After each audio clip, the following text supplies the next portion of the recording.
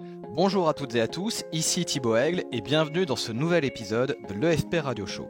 Dans cet épisode, vous allez découvrir pourquoi la retraite est une imposture récente. La plupart des livres sur les finances personnelles vous incitent à jouer le jeu de la rat race. On va à l'école, on obtient de bonnes notes, on fait des études, on décroche un emploi bien rémunéré et on travaille pendant 40 ans minimum avant de pouvoir enfin profiter de notre liberté. En suivant les conseils d'épargne habituels, on met de côté 5 à 10% de nos revenus et plutôt que de travailler 40 ans, on en travaille 30 et on prend sa retraite dans la cinquantaine, soulagé et fier d'avoir été un peu plus malin que 99% des gens. La stratégie de l'enrichissement lent dépend de 3 facteurs et elle peut vite devenir inefficace si l'un de ces 3 facteurs ne joue pas pleinement son rôle.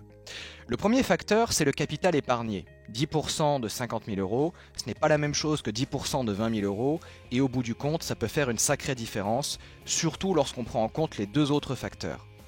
Le deuxième facteur, c'est le facteur temps. On l'a dit précédemment, si votre rêve c'est l'indépendance financière rapide, alors la voie de l'enrichissement lent n'est évidemment pas faite pour vous.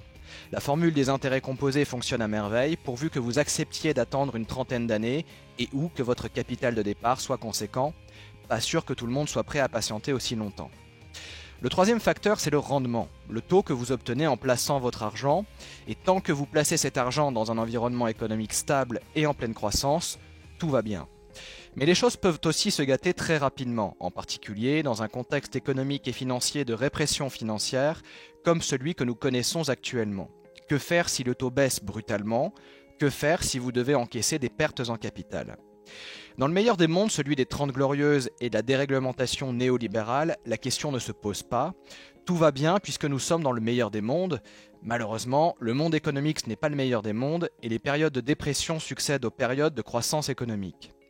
Le problème avec la voie de l'enrichissement lent, ce n'est pas tant qu'elle prend du temps, c'est plutôt qu'elle ne remet pas en cause le statu quo et qu'elle continue de prendre le temps de vie humain pour un cycle de vie produit.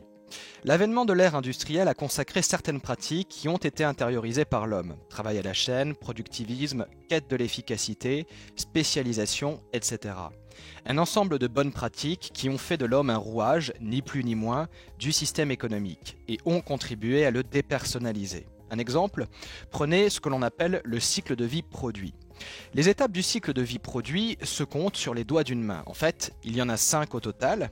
La première étape, c'est le développement du produit. Il a un coût très important et l'entreprise ne perçoit pas encore de recettes. En gros, c'est une perte pour l'entreprise, une sorte de mal nécessaire pour pouvoir ensuite en tirer un bénéfice. La deuxième étape, c'est le stade du lancement, l'introduction du produit sur le marché avec des coûts élevés de production et de développement, un faible volume de vente, des pertes pour l'entreprise et des prix élevés.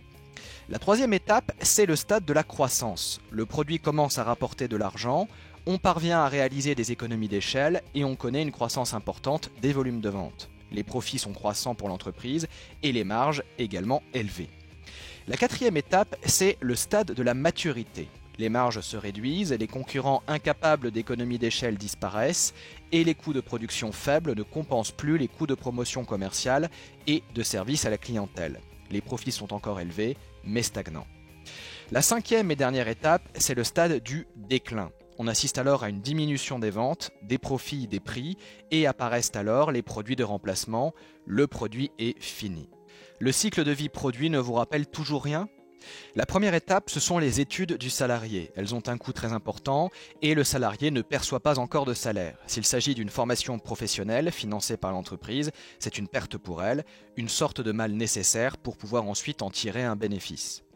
La deuxième étape, c'est le stade de l'entrée sur le marché du travail, l'introduction du salarié sur le marché du travail avec des coûts élevés de formation et de prise de poste, un faible retour sur investissement pour l'entreprise. La troisième étape, c'est le stade de la croissance. Le salarié commence à rapporter de l'argent, il devient plus productif, les profits sont croissants pour l'entreprise et les marges plus élevées. La quatrième étape, c'est le stade de la maturité. Le salarié a déjà bien navigué dans le monde professionnel, il a une vie de famille et se tourne un peu plus vers l'extérieur. Les marges se réduisent et les profits sont encore élevés mais stagnants. On hésite à lui proposer de prendre un plan de départ.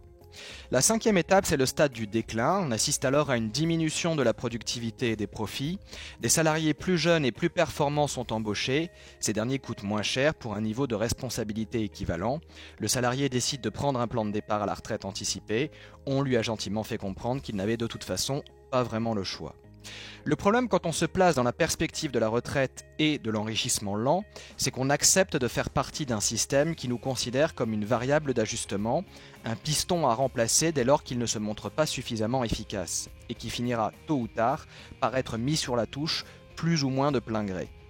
La retraite est une invention plutôt récente dans l'histoire économique moderne, une sorte de mise au rebut involontaire qu'on s'inflige à soi-même une fois notre carrière derrière nous, une adaptation du cycle de vie produit à l'homme dépersonnalisé et dévitalisé.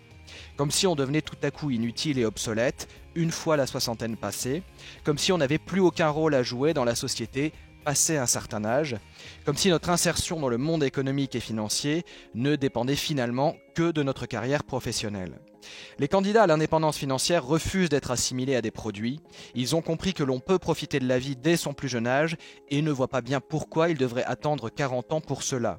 Ils ont l'envie d'apprendre et la curiosité nécessaire pour trouver des solutions créatives qui leur permettent d'alterner les périodes de travail et les périodes de détente. Et surtout, ils n'oublient jamais de se demander comment faisaient nos ancêtres pour prendre en main leur vie sans la perspective de la retraite à l'esprit. Alors si vous avez aimé cet épisode de l'EFP Radio Show, n'hésitez pas à cliquer sur j'aime. Et si vous souhaitez aller plus loin et bénéficier gratuitement de notre parcours de formation 7 jours pour gagner votre indépendance financière, il vous suffit de vous inscrire en cliquant sur le lien qui apparaît maintenant en haut à droite si vous êtes sur YouTube ou sur le lien présent dans la description de la vidéo juste au-dessus si vous êtes sur Facebook. Et je vous dis à tout de suite de l'autre côté. Salut!